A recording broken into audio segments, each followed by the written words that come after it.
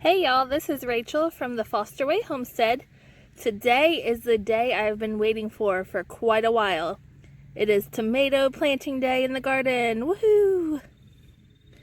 So all of my tomatoes that I'm planting this year, I started from seed. I have grow lights upstairs in my bonus room. And I have been hardening them off for the last 2 weeks. They're finally ready to go into the ground. So I'm going to show you how I'm going to plant them. My wonderful husband came out and dug these holes for me. Right in front of each trellis, or each cattle panel, so that I could plant them. It's not going to be perfect, but they're about 2 feet apart. I was going to try to make them 18 inches apart so that I could plant more tomato plants, but we ended up deciding just to go buy another cattle panel so that way we have more room. I ended up having an extra row. So as you can see here, this little tomato plant fits pretty well in this hole. I would like it to be a little bit deeper, but we have such clay soil that and lots of rocks, it's hard to dig too deep. So what we're going to do here is we're going to prune. So what I do is, you see these 2 bottom leaves here? Those we're going to try to cover up with dirt and leave these top 3 layers. So I'm just going to pinch off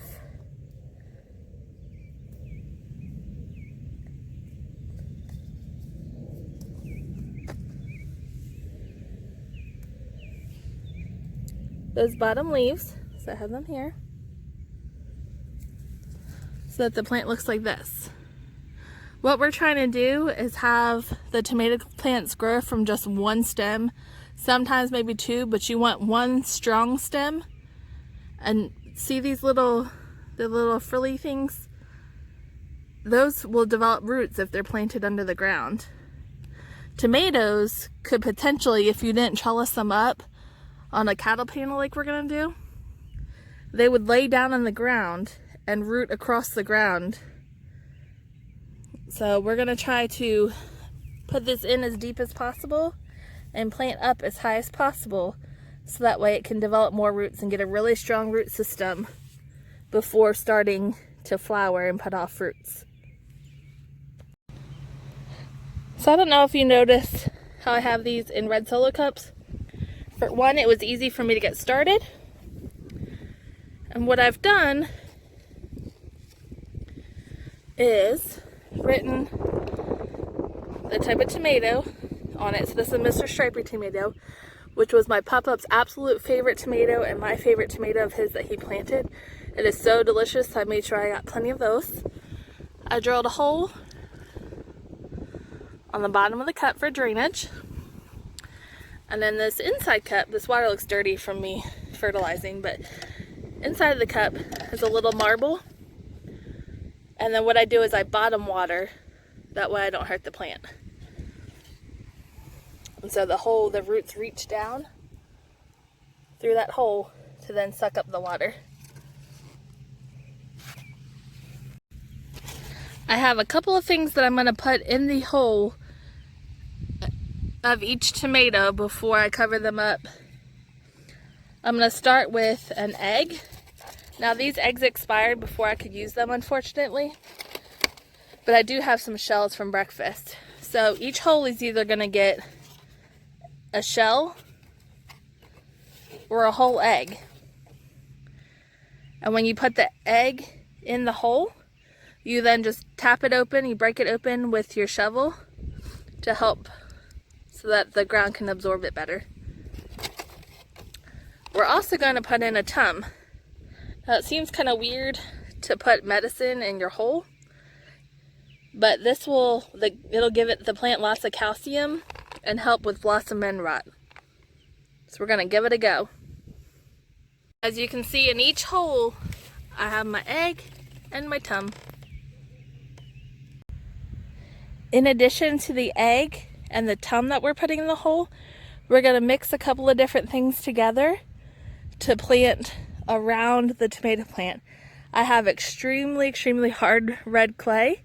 I live in Middle Tennessee, and so the clay is good in nutrients, but it gets so compact that it makes it hard for things to root. So what I'm going to do is I have a 5-gallon bucket here. So I'm going to take my 5-gallon bucket and I'm going to fill it up with organic garden soil. And then I'm going to mix in about a handful of perlite. That'll help improve the drainage and aeration. I'm also going to add about a handful of bone meal, organic bone meal. That's a good source of phosphorus. And then also a handful of blood meal for some nitrogen. I also am going to add about a handful of Epsom salt. And that's in the house. I've got to go grab that real quick.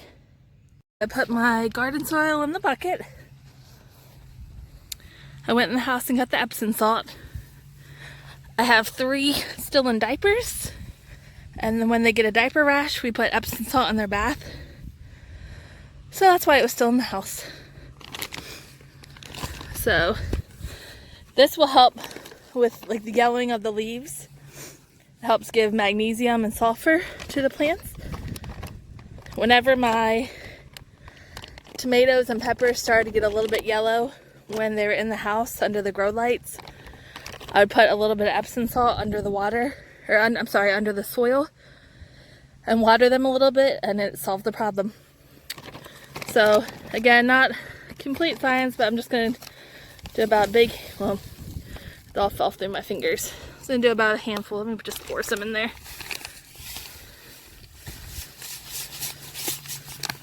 That looks good. Alright, and then some bone meal.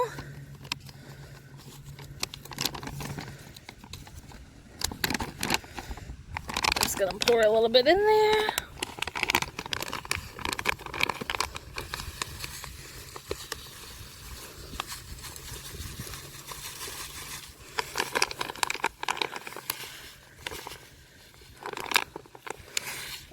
Let's start with that. I'm sorry, that was blood meal. I don't know if I said bone meal or blood meal. That was blood meal. Here's the bone meal.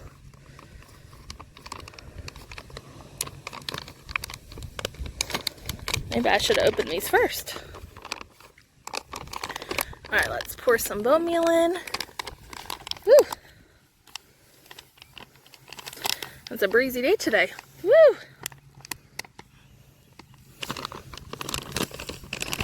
Alrighty, and then we're just going to add a little bit of perlite just for some added drainage. Just help break up that clay soil. Alrighty. Alright, and then I'm going to mix it up by hand as best I can. See it all in there? I'm going to try to mix it up in that soil good. Ooh, that's smelly. The wind's blowing it good right at me. Mix it all in there good.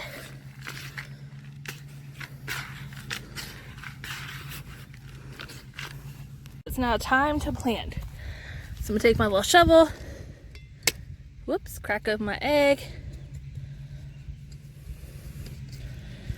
I'm going to add a little bit of my dirt mixture.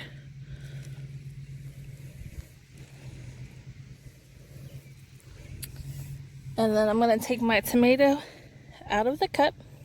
So I pull the tomato plant out. I'm going to just break up the roots a little bit.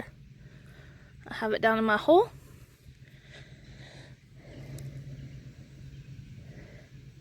And then I'm going to take some of the dirt mixture that I have and put it all around. And I can just use my hand to do that. Or if you have a good shovel. I'm going to stand it up more right. Just keep filling it in. I put a decent amount of my mixture in, as you can see in the hole.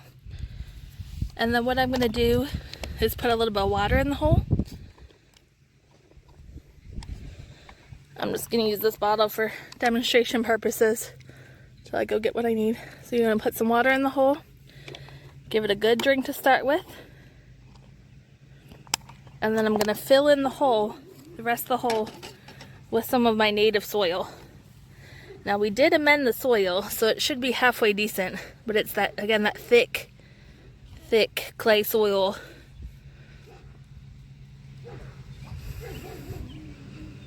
With lots of rocks, as you can see. Here's a big rock. Get rid of that. Just fill it in as much as we can. Hello, little worm. Alright, so as you can see, that tomato plant is planted pretty deep. We have it planted all the way up with soil to the first shoot there. Now these leaves are on the ground, but you want to try to avoid having tomato leaves on the ground. That helps prevent diseases. I'm going to see if this little baby will grow a little bit more before I prune off those leaves. I don't want to leave it with no leaves at all. And then I'm going to go around, once I'm done planting all these, I'm going to go around and use some straw and mulch all around the straw, or all around the base here.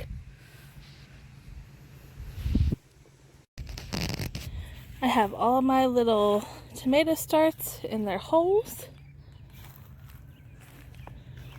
And I'm getting ready to cover them all up with my dirt mixture and then the native clay soil. I was going to try to keep track of what I planted where, but I know the varieties I have and I should be able to tell them apart. I might be kicking myself for this later in the summer, but I just kind of mixed them all up.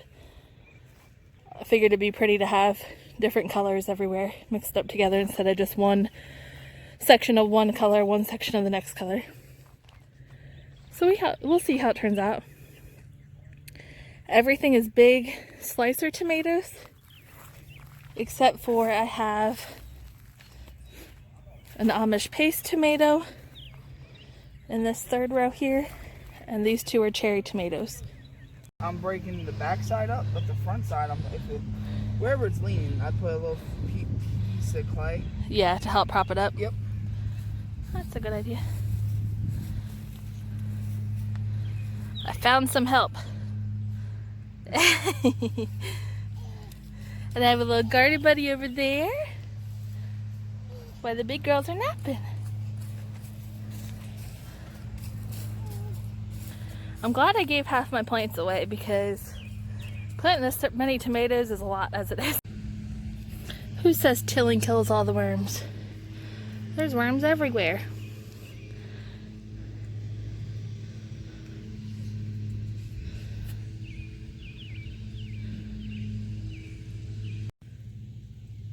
This little turtle walking through my garden.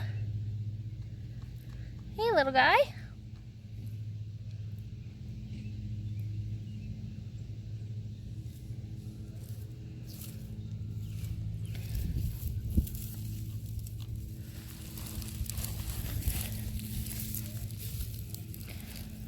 We have a couple of ponds in our neighborhood, so we always have lots of turtles. You getting under the broccoli? When we first moved here, I was clearing out some brush by our house, and a huge turtle came out. Scared the bejeebies out of me. Trying to find some shade, little guy? We'll leave you alone. Alright, so I got all of the tomato plants in with the help of my husband, thankfully. I underestimated how hard it was to work in this clay. So each half of a cattle panel has 4 tomato plants. So we have 24 tomato plants. And the purpose of the cattle panel is I have it raised up 18 inches off the ground. So once these tomato plants get big enough to reach the cattle panel, I'll start tying them off and using it as a trellis. I'm going to keep them pruned and tie them off, so they should be good to go. Thanks for watching. Until next time.